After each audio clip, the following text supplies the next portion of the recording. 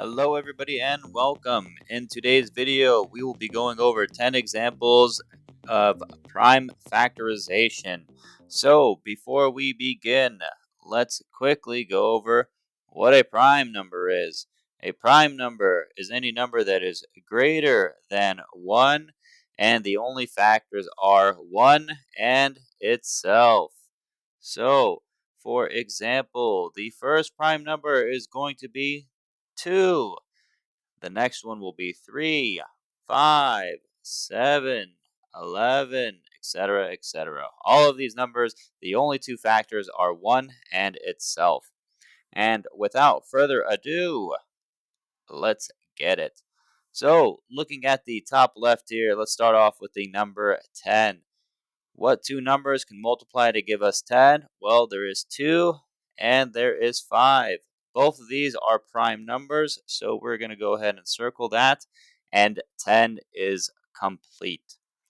Next, 15. What two numbers multiply to give us 15? Well, there is a 3 and 5. 3 and 5 are both prime numbers. We circle those, and we are done. Next up is 16. What we have here is 4 and 4, and each of these 4s can be broken down into 2 times 2. 2 is a prime number, so we circle those.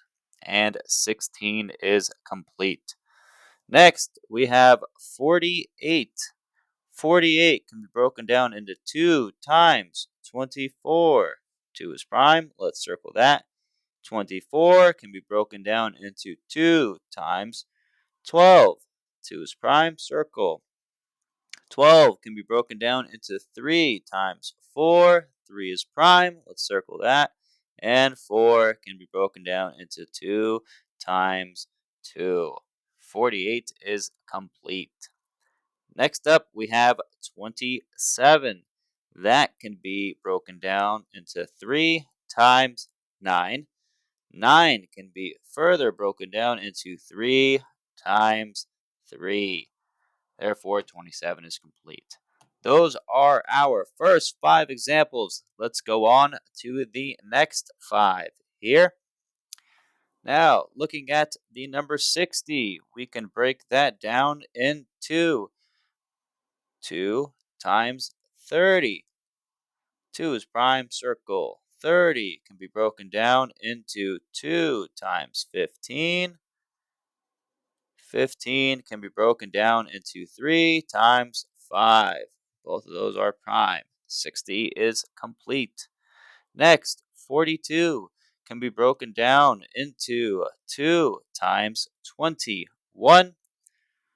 2 is prime, circle. 21 can be broken down into 3 times 7.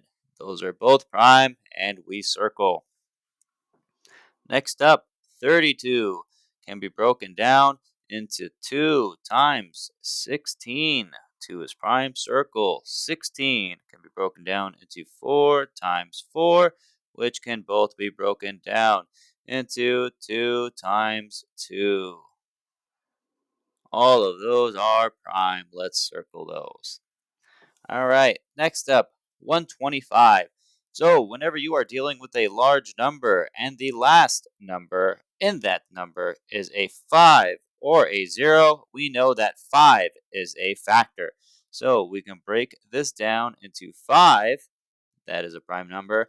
However, sometimes it is difficult to find out what times 5 is going to give us 125. So how we do that is we do a little bit of division here. We are going to divide 125 by 5. 5 goes into 1 0 times. 5 goes into 12 2 times. 2 times 5 is 10. We subtract so that you're going to get a 2. You bring down the 5 here. 5 goes into 25 5 times, and there is no remainder. Therefore, we know that 5 times 25 will give us 125. Now let's break down 25 further. 25 can be broken down into 5 times 5.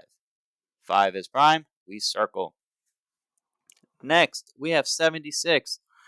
Another trick when a number is large, if the last digit here is even, we know that 2 is a factor here.